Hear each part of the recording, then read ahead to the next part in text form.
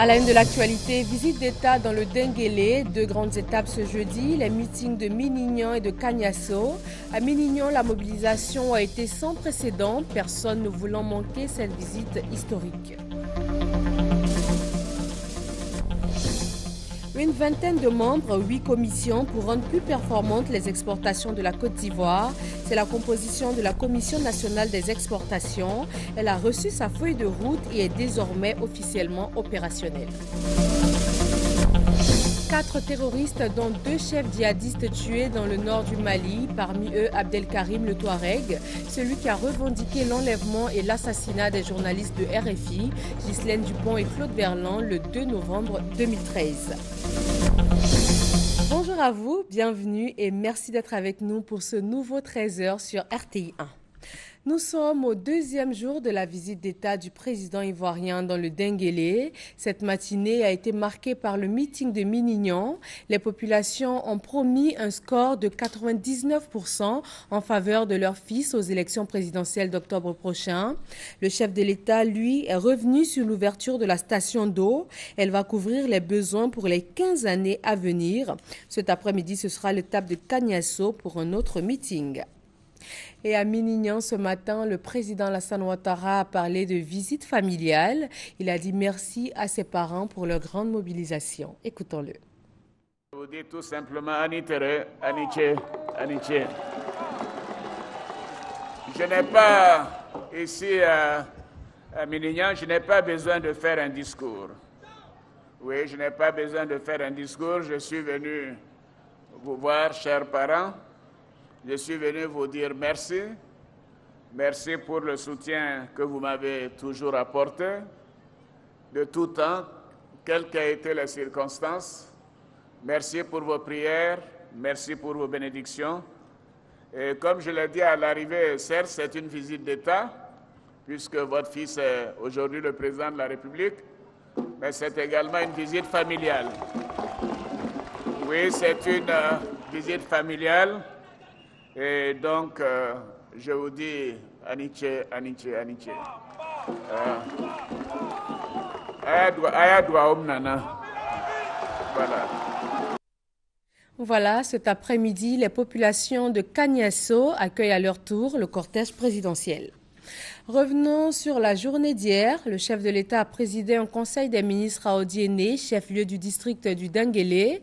Il en ressort notamment la décision d'augmenter les tarifs de l'électricité à compter du 1er juin prochain. Il s'agit de faire en sorte que la majorité des Ivoiriens aient accès à l'électricité.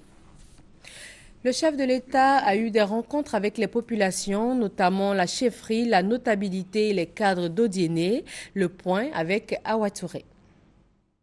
La visite historique d'un fils de la région à ses parents maternels, la première que le fils est devenu président de la République rend à sa famille. C'est donc tout naturellement que le président de la République Alassane Ouattara, dès son arrivée, est allé à la rencontre des chefs et de la notabilité du Denguélé. À ce rendez-vous, tous les chefs des cantons et la notabilité du district du Denguélé, notamment les cantons Nowolo, Nafana, Fiena, Bodougou, Bodjogo, Tron, Foulon, Sofa et Massala, avec à leur tête les chefs des 3 grandes familles Touré. El Hadj Touré Lanciné de Vakabala, chef des cantons, El Hadj Touré Mamadou de Maméridougou, El Hadj Touré Bakaramogo de Sanissédougou et le chef de Kabla de Siginani, Sissé Kochaka. Le chef de l'État, respectueux de la tradition, est venu demander les bénédictions de ses parents pour la réussite de la visite d'État qu'il entreprend dans le Denguélé. Les chefs et la notabilité du Denguélé ont accordé leur bénédiction à leur fils, qui pour eux est leur bijou le plus précieux. Les têtes couronnées du Kabadougou et du Folon ont exprimé leur fierté et salué l'immense travail abattu en 4 ans par le président Alassane Ouattara. Excellent Monsieur le Président, les chefs traditionnels se sont réunis et ils ont décidé de vous confier à nouveau à la population ivoirienne. Au départ, c'était un risque. Prendre son enfant, le confier à la population ivoirienne pour qu'il assume une telle responsabilité, c'était un risque. est-ce qu'il va réussir? Est-ce qu'il ne va pas réussir? Eux qui sont vos parents, ils avaient le sommeil troublé. Mais vous avez été un fils digne. Vous avez été un fils qui les a honorés. Aujourd'hui, vous êtes devenu l'espoir de toute l'Afrique. Vous êtes devenu l'espoir de toute la Côte d'Ivoire. Vous êtes l'espoir du Dendélé. Il voudrait, à travers tous ces propos, vous féliciter la première dame pour tout ce qu'elle a fait pour les femmes du Kabadougou. Ces premiers gestes ont sorti ces femmes d'une longue durée de pauvreté. Parce qu'au jour d'aujourd'hui, que ce soit les fonds FAFSI pour celles qui en ont bénéficié, que ce soit le matériel agricole qu'elle a donné, en tout cas, ces femmes aujourd'hui produisent du vivrier et c'est grâce à Dieu, c'est grâce à elles. La notabilité a apporté son soutien total à son fils et s'est engagée à lui accorder un score de 100% à la prochaine présidentielle. Cette rencontre familiale s'est achevée par des doigts, des bénédictions pour le chef de l'État, qui est désormais le président des cadres du Denguélé, et son épouse Adja Fandagbe Touré, présidente des femmes du Denguélé. Voilà qui referme la page consacrée à la visite d'État du président Alassane Ouattara dans le Denguélé. La Commission nationale des exportations est désormais opérationnelle. La vingtaine de membres qui la composent a reçu sa feuille de route. 8 commissions couvrent les principaux secteurs qui peuvent rendre plus performantes les exportations de la Côte d'Ivoire. Noël Niagno. La Côte d'Ivoire est un gros exportateur de matières premières avec 5 produits phares, le cacao, le café, l'anacarde, la cola, le bois. Avec ces produits, la balance commerciale est excédentaire. Seulement voilà, cet excédent se réduit comme peau de chagrin. Les pouvoirs publics ont donc décidé de booster ces exportations pour en faire un accélérateur sur la route de l'émergence. Voilà qui explique l'avènement du Conseil national des exportations avec Jean-Louis Billon, ministre du Commerce comme président, qui souligne la feuille de route. Cadre de mise en œuvre de cette feuille de route, 8 commissions. Caoutchouc et plastique, anacarde, coton textile et habillement, fruits tropicaux, manioc et dérivés, technologie de l'information et de la communication, cacao, café, enfin, autres produits tropicaux. Transparence Cacao, c'est le nom du programme qui va accompagner les producteurs de café et de cacao. Il est question d'améliorer leurs conditions de vie et la qualité de leur production. Le Conseil Café Cacao et le groupe CEMOA ont signé une convention afin de formaliser ce programme. Adama Kone. Bon vent sous les feuillages de cacaoyer. Après l'ouverture de l'usine de chocolat de Yopougon, c'est au Conseil du Café Cacao de donner un coup de pouce au programme Qualité, Quantité et Croissance de QC, à travers la signature d'un partenariat public-privé avec le groupe CEMOA. Ce partenariat est baptisé Transparence Cacao. Il s'agit du développement communautaire pour lequel nous apporterons un appui aux communautés par la fourniture de mobilier et équipements au niveau de l'éducation, de la santé, de l'hygiène et de la salubrité. De la professionnalisation des producteurs et leur organisation à travers des mesures d'accompagnement.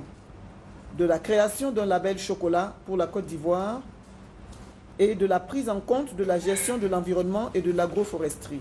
À ce jour, ce sont 13 protocoles d'accord que le Conseil du Café Cacao a signés avec le secteur privé, ce qui a permis de mobiliser plus de 24 milliards de francs CFA pour la mise en place d'axes stratégiques du développement de la filière Café Cacao. Les agriculteurs de Soubré, dans le sud-ouest de la Côte d'Ivoire, s'investissent dans le social. Ils ont équipé un centre de santé du département de panneaux solaires. Patricia Omouetia. L'électricité est un élément essentiel dans le fonctionnement d'un centre de santé, indique le président du conseil d'administration de la société coopérative Kwaku Yao Benoît. Son entreprise a décidé de doter le dispensaire rural de Mabéiri d'un panneau solaire. Le but est de permettre au personnel soignant de travailler dans le confort et dans la sécurité. Occasion pour les dirigeants de cette coopérative de faire le bilan de ses activités. La coopérative a commercialisé environ 1000 tonnes de fèves de cacao et réalisé un bénéfice net de plus de 17 millions de francs CFA. Messieurs Kochi Yavo, Kwaku Modeste et Yao Hilaire, représentants respectivement du directeur régional de l'agriculture, le chef des zones ANADER de Soubré et le délégué régional du conseil du café cacao, ont tour à tour salué le geste des responsables de la coopérative Canoa. Ils ont invité les dirigeants au respect des normes de production de cacao de qualité, tout en soulignant l'intérêt pour la Côte d'Ivoire de demeurer leader mondial du cacao. Comment moderniser le secteur de la pêche en Côte d'Ivoire? Le ministère des Ressources animales et halieutiques et une délégation italienne se sont penchés sur la question. Ils proposent d'élaborer un programme de développement de l'aquaculture et de créer un district productif de la pêche dans le pays. Pargas reconnaît. Ils se sont rencontrés en 2013 et 2014 en Italie dans l'optique d'un partenariat en vue de moderniser et de promouvoir le développement du secteur de la pêche et de l'aquaculture en Côte d'Ivoire.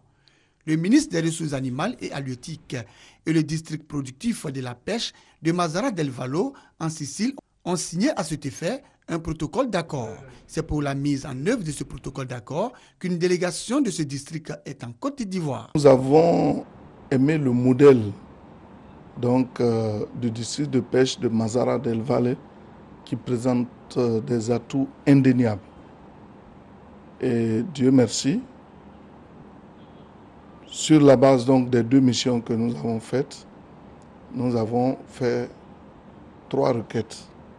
C'est dans la perspective d'aboutir à la mise en place d'un district de pêche en Côte d'Ivoire. Création d'un district de pêche en Côte d'Ivoire, mais aussi création d'un chantier naval à Grand Bassam en vue de la fabrication de pirogues modernes de pêche.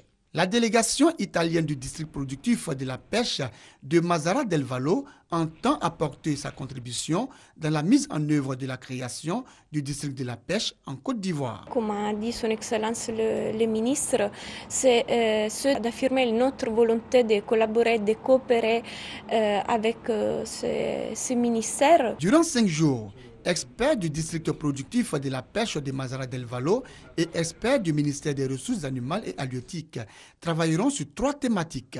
Un document d'étude de préfaisabilité sera produit et soumis aux 2 parties pour sa mise en œuvre. La presse ivoirienne demande l'application de la convention collective. Selon Raphaël Lacpé, président du Conseil national de la presse CNP, sur 81 entreprises de presse dans le pays, seulement 20 respectent les conditions de la convention collective, notamment la déclaration des employés à la Caisse nationale de prévoyance sociale et la rémunération à 1900 francs CFA le point. Ami Koulibaly. Il faut le dire, les journalistes de certaines entreprises de presse broient du noir. En cause, le faible revenu qu'ils perçoivent. Le Conseil national de la presse a décidé de mettre de l'ordre dans le secteur en demandant l'application de la convention collective. En 2014, le CNP a obtenu du GFC et des syndicats que l'application de la convention soit effective en janvier 2015. Aussi, en application de cette décision, avons-nous procédé en fin janvier à la vérification du paiement des salaires à 1900 francs le point. Par ailleurs, le CNP a demandé aux éditeurs et gérants d'entreprises de presse nationale en février 2015 les copies des bulletins de salaire du mois de janvier 2015 des journalistes et professionnels de la communication. Sur 81 entreprises de presse concernées, seulement 20 respectent les dispositions de la convention collective, soit environ 25% des entreprises. Une chose est sûre, le Conseil national de la presse entend poursuivre sa mission de régulation économique de la presse, une presse dont il exige la qualité. Les journées du communicateur initiées par l'Institut des sciences et techniques de la communication ISTC démarrent pour cette année 2015. L'ISTC veut par ces journées permettre aux étudiants de montrer leur savoir-faire et surtout de côtoyer le monde de l'emploi. Gabriel Zani. 23 ans d'existence avec l'ambition de passer très prochainement Institut Polytechnique. Une marque déposée dénommée les Journées de la communication JICOM, dont la 12e édition se tient bientôt. L'Institut des sciences et techniques de la communication ISTC, vaste chantier d'avenir, s'ouvre au public les 2 et 3 juillet prochains dans le cadre de ces Journées de la communication. Face aux journalistes, vendredi 15 mai, le docteur Alfred Damoussa, directeur de l'Institut, et Mme Ashi Ouattara, présidente du comité d'organisation, ont donné le sens des dites journées destinées à présenter les travaux des étudiants aux chefs d'entreprise, aux décideurs et au grand public. Démarche qui vise à montrer que l'ISTC fait de la pratique professionnelle une discipline essentielle après la formation théorique. Dans cette logique, le thème général des JICOM 2015, compétitivité, combativité, réussite, est une exhortation aux étudiants, aux enseignants et à l'ensemble des écoles qui constituent l'Institut. Les JICOM 2015 comportent 2 innovations majeures, des thématiques liées à l'actualité telles les élections, et le lieu qui va abriter les festivités de cette année est un amphithéâtre flambant neuf que l'Institut s'est offert. En attendant le mois de juillet, étudiants, enseignants et membres de l'administration sont mobilisés à travers 14 commissions de réflexion pour affiner les travaux à présenter au public et aux décideurs. Des difficultés d'intégration des populations dans les villages frontaliers entre la Côte d'Ivoire, le Mali et le Burkina Faso sont constatées de façon récurrente. Pour y mettre fin, 2 laboratoires de chercheurs ont initié une étude afin d'en connaître les causes et surtout pour proposer des solutions. Chantal Akando. La question de la libre circulation des biens et des personnes et l'accès des populations aux structures de base ont été au centre des échanges du forum. Cette question a fait l'objet d'une étude diagnostique. Selon les résultats de cette étude, le racket occupe la première place des mots qui entravent la libre circulation des biens et des personnes entre la Côte d'Ivoire, le Burkina Faso et le Mali. Le professeur Isiaka Kone, directeur du laboratoire des sciences sociales et des organisations, LASSO, a indiqué que les résultats de cette étude sont jugés satisfaisants, mais beaucoup reste à faire. Les autorités sont en train de mettre en place ce que nous appelons les postes de contrôle juxtaposés. Et donc, avec la mise en place de ces postes de contrôle, on les met à la frontière. Donc, les populations des 2 pays ont accès à tous ces services sur le même espace. Bouraïma Ouedraogo, représentant du laboratoire citoyenneté du Burkina Faso, a souligné que la prise en compte du quotidien des souffrances des populations se présente comme la pierre angulaire d'une intégration réussie au sein de l'UEMOA et de la CEDEAO. L'intégration au niveau de ces espaces-là est un fait concret. Cette cohabitation-là, il faut que les retards institutionnels soient rattrapés par des initiatives d'accompagnement au niveau des collectivités territoriales, parce que c'est l'autre aspect aussi qui manque dans la chaîne de l'intégration régionale. Et c'est notre combat. Les participants à ce forum ont salué cette rencontre qui vient contribuer à la libre circulation et à l'intégration des peuples entre les pays de la sous-région, la Côte d'Ivoire, le Mali et le Burkina Faso. La Côte d'Ivoire entend mieux gérer son fonds de prévoyance de la police nationale. Pour ce faire, il s'agit de former les acteurs du domaine à se conformer aux règles uniformes des mutuelles sociales dans l'espace UEMOA. Doigt des lasers. Les gestionnaires du fonds de prévoyance de la police nationale, FPPN, à l'école de la mutualité sociale, le conseil d'administration, la direction générale et la commission surveillance et contrôle de la structure s'initient à la réglementation des mutuelles sociales dans l'espace UEMOA. Une formation pour le renforcement de leurs capacités en vue de la bonne gouvernance des ressources du fonds de prévoyance de la police nationale, estimé à plus de 2 milliards de francs CFA par an. Permettre au fonds de s'adapter, n'est-ce pas, dans sa gestion, dans sa conduite, au nouveau dispositif de l'UEMOA sur la mutualité sociale. Suivre les règles prudentielles de gestion que nous recommande l'UEMOA pour que notre mutuelle soit davantage viable. Aujourd'hui, nous avons ramené la comptabilité suivant, n'est-ce pas, le PSMS, c'est-à-dire le plan comptable des mutuelles sociales. Au cours de ce séminaire, les statuts et règlements du Fonds de prévoyance de la police nationale vont être revisités et mis en conformité avec le code légal des mutuelles sociales régies par l'UEMOA. Objectif, garantir une meilleure prise en charge médicale et psychosociale des 18 000 adhérents et leurs ayants droit. Parlons environnement avec cette rencontre des experts de la CEDEAO pour plancher sur la question de la gestion des produits chimiques et des déchets dangereux. Mal gérés, ils peuvent avoir des conséquences très graves et pour la santé des êtres humains et pour l'environnement. Christelle Nda et Herman Yamia. Les produits chimiques tels que les pesticides, le mercure, le plomb, interdits en Occident, continuent d'être utilisés en Afrique à cause de l'absence d'un cadre juridique réprimant leur utilisation. Ces produits utilisés notamment dans le domaine de la santé, de l'agriculture et de l'industrie constituent un danger pour l'environnement et la santé humaine. Face à cette situation, une gestion écologique rationnelle de ces produits chimiques et déchets dangereux s'impose. C'est ce qui justifie ce séminaire de 3 jours qui réunit ici à Abidjan les experts venus des pays membres de la CEDEAO. Ils devront élaborer un projet de programme stratégique régional de gestion des produits chimiques pour une meilleure protection de l'environnement et de la santé humaine dans l'espace. Cette stratégie sous-régionale s'articulera autour des 4 axes stratégiques majeurs. Le premier axe concerne la prévention et réduction des risques liés aux produits chimiques. L'axe 2, la lutte contre le trafic illicite des produits chimiques. L'axe 3, l'amélioration de la gestion technique et organisationnelle des produits chimiques. Et l'axe 4, assurer un financement durable de la gestion des produits chimiques. La mise en œuvre de ce projet bénéficie du soutien du programme des Nations Unies pour le développement PNUD. Il contribuera à la préservation de l'environnement et de la santé humaine contre les effets néfastes des produits chimiques et des déchets. Il sera présenté aux gouvernements respectifs des pays membres de la CEDEAO. Les autorités françaises ont confirmé la mort de 4 terroristes, dont 2 chefs djihadistes dans le nord du Mali. Parmi eux, 2 des principaux chefs d'Al-Qaïda au Maghreb islamique AQMI et dans Sardine. Abdelkarim le Touareg est celui qui avait revendiqué l'enlèvement et l'assassinat des journalistes de RFI, Ghislaine Dupont et Claude Verlon en novembre 2013. Le président américain Barack Obama reçoit aujourd'hui à la Maison-Blanche son homologue tunisien.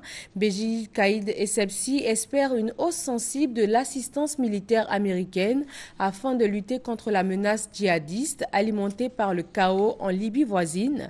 Barack Obama affiche son soutien à ce petit pays de 11 millions d'habitants.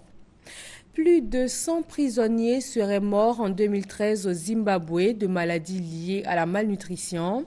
Une tragédie admise par les autorités elles-mêmes. C'est lors d'une visite dans une prison d'Harare, la capitale, que des parlementaires ont découvert ce sort réservé aux prisonniers qui, faute d'argent public, meurent de faim dans des cellules souvent surpeuplées. Et revenons pour finir sur ce 2e jour de la visite d'État du président ivoirien dans le Denguélé. Cette matinée a été marquée par le meeting de Minignan. Les populations ont promis un score de 99% en faveur de leur fils aux élections présidentielles d'octobre prochain.